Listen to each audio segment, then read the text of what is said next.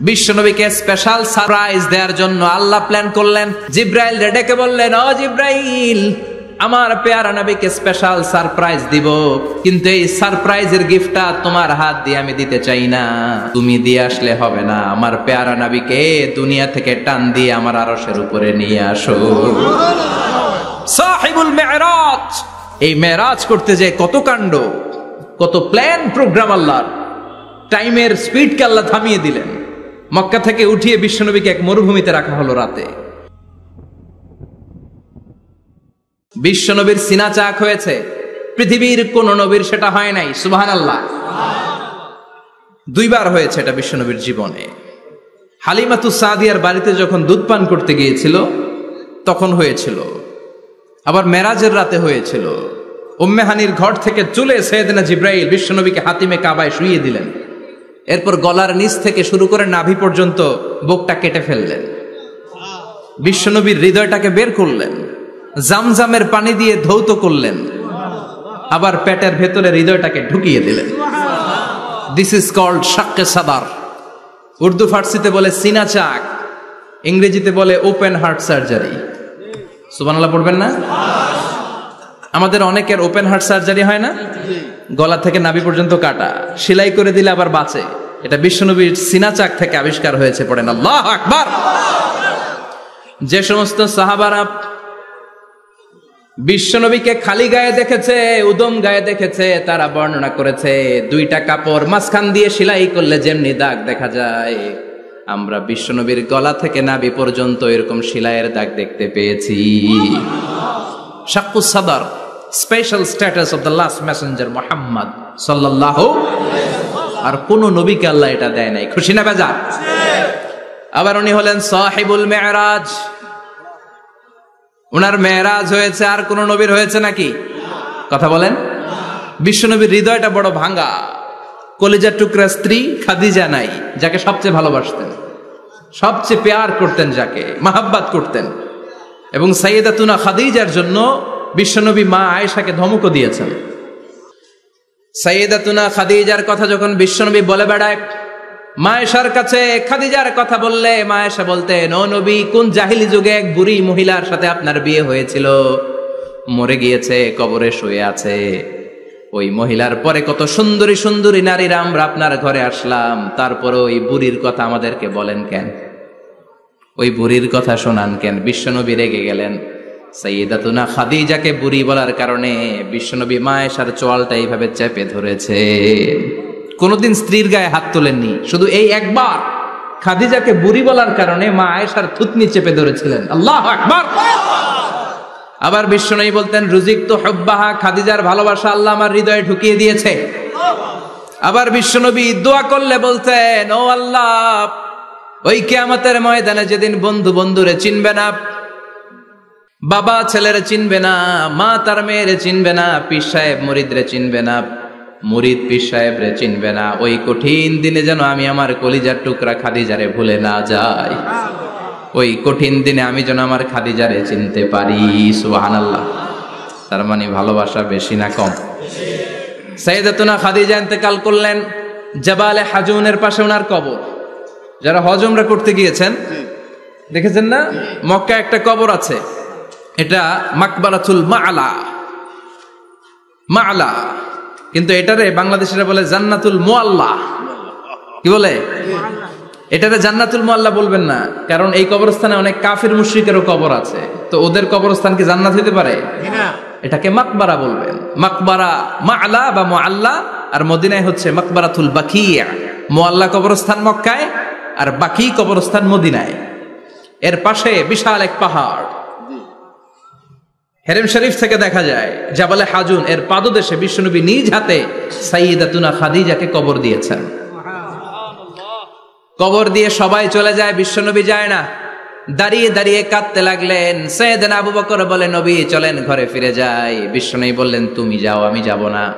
যেই মহিলাটাকে এইমাত্র কবর দিলাম সাধারণ মহিলা না, আমার বিপদের দিনের সঙ্গিনী খাদিজা। আজীবন আমাকে ছাতার মতো শেল্টার দিয়েছে, সমস্ত সম্পদ আমার পায়ের সামনে বিছিয়ে দিয়েছে রে আবু বকর। তোমার মনে চায় ঘরে ফিরে যাও, আমি দাঁড়িয়ে থাকবো।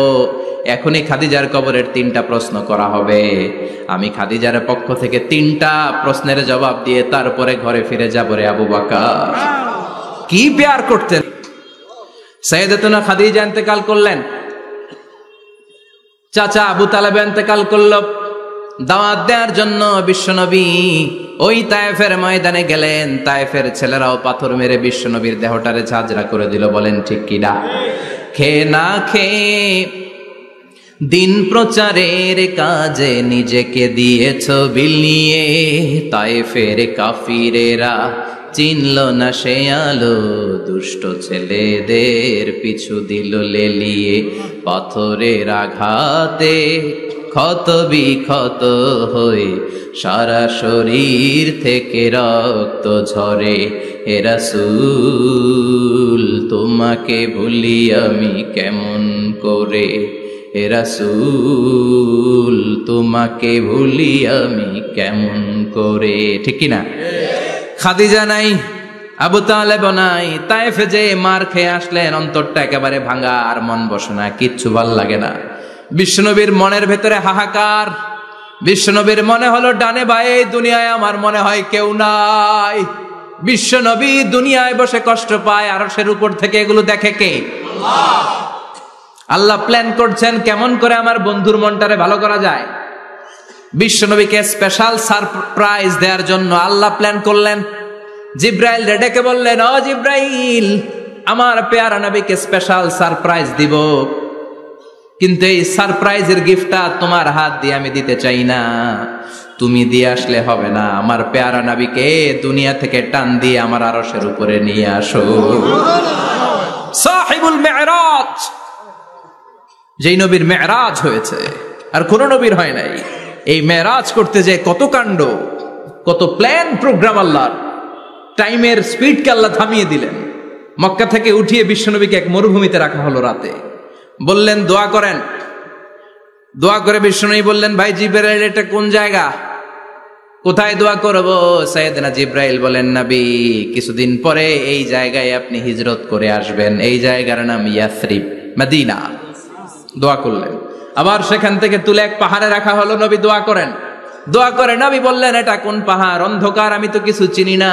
সাইয়েদনা জিবরাইল বললেন, নবী এটা সাধারণ পাহাড় নয়, এই পাহাড়ের কথা আল্লাহ কোরআনে বলেছেন, এই পাহাড়ের কসম আল্লাহ কোরআনে খেয়েছেন।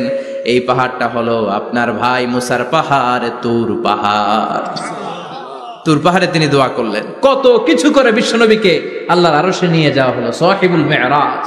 বিশ্বনবী ছাড়া আর কোন নবীর কি এরকম মেরাজ হয়েছে? সবাই বলেন হয়েছে। এরপর উনি হলেন সাহিবুস শাফা, শাফাতের মালিক। বিশ্বনবী ছাড়া কিয়ামতের ময়দানে কেউ আমাদের জন্য সুপারিশ করতে পারবে না। পাগল হয়ে যাব আমরা। সূর্যটা মাথার কাছে, ক্ষুধায় তৃষ্ণায় জিহ্বাটা কুকুরের মতো বের হয়ে ঝুলতে থাকবে। মাথার মগজগুলো গলে গলে নাকের ছিদ্র দিয়ে, কানের ছিদ্র দিয়ে বেয়ে বেয়ে পড়তে থাকবে। বাবা ছেলের দেখলে দিবে দৌড়, বলবে চিনি না, ইয়া নাফসি, আল্লাহ আমারে বাঁচাও। ঠিক কিনা?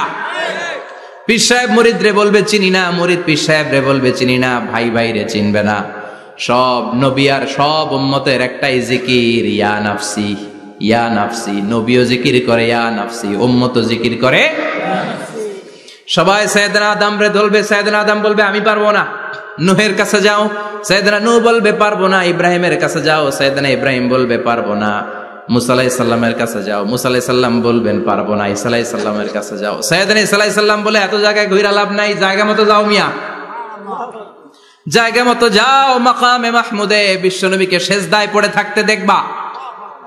ওই নবী ছাড়া আজকের এই ভয়ঙ্কর আমাদের সবার বিপদের দিন। এই বিপদের দিনে আল্লাহর সামনে দাঁড়িয়ে কথা বলার মতো সাহস আজকে কারো নাই। বিশ্বনবী কাঁদতে থাকবেন, সেজদায় পড়ে কাঁদবেন। সবার জিকির ইয়া নাফসি, ইয়া নাফসি। বিশ্বনবীর জিকির ইয়া উম্মতি। কাঁদতে কাঁদতে নবী আমার বেহুশ। সবাই বিশ্বনবীর চারদিকে দাঁড়িয়ে থাকবে গোল হয়ে। আমার নবী মাকামে মাহমুদে সেজদায় পড়ে থাকবে। বিশ্বনবীর কান্না দেখে আল্লাহর সহ্য হবে না। আল্লাহ বলবে, না নবী ইরফা রাসাক, মাথা উঠান, আর সইতে পারি না। সাল তোতা, এবার চান, কি লাগবে আপনার সব দেব। ওয়াশফা তুশাফা, যার জন্য সুপারিশ করবেন তাকেই জান্নাত দিয়ে দেব। বিশ্বনবী বলেন লিকুল্লি নাবিয়িন দাওয়া মুস্তাজাবা, সব নবীর দুনিয়াতে একটা স্পেশাল দোয়া ছিল, এটাকে বলে দাওয়া মুস্তাজাবা। এই দোয়াটা করলেই কবুল করে নিয়েছে কে? আল্লাহ। সব নবীর ওই দোয়াটা দুনিয়াতেই করেছেন, শুধুমাত্র কেবলমাত্র বিশ্বনবী তার স্পেশাল দোয়াটা আজ পর্যন্ত এখন পর্যন্ত করে নাই।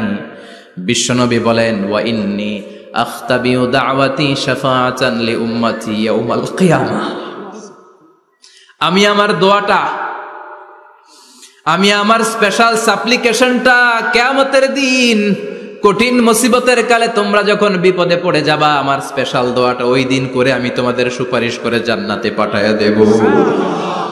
সাহিবুশ শাফা, বিশ্বনবী ছাড়া কথা বলার মতো ক্ষমতা, স্পর্ধা, সাহস সেদিন কারো থাকবে না। চিৎকার করে বলেন ঠিক কি না? বিশ্বনবীর ভালোবাসা যেন আমরা অন্তরে রাখতে পারি, তুমি তৌফিক দাও। বিশ্বনবীর অনুসরণ এবং ভালোবাসা ছাড়া আল্লাহকে পাওয়া যাবে?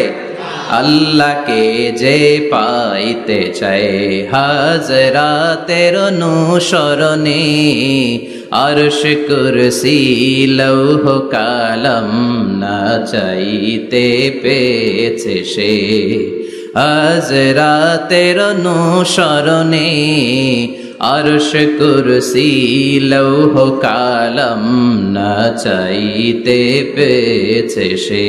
সুবহানাল্লাহ পড়েন।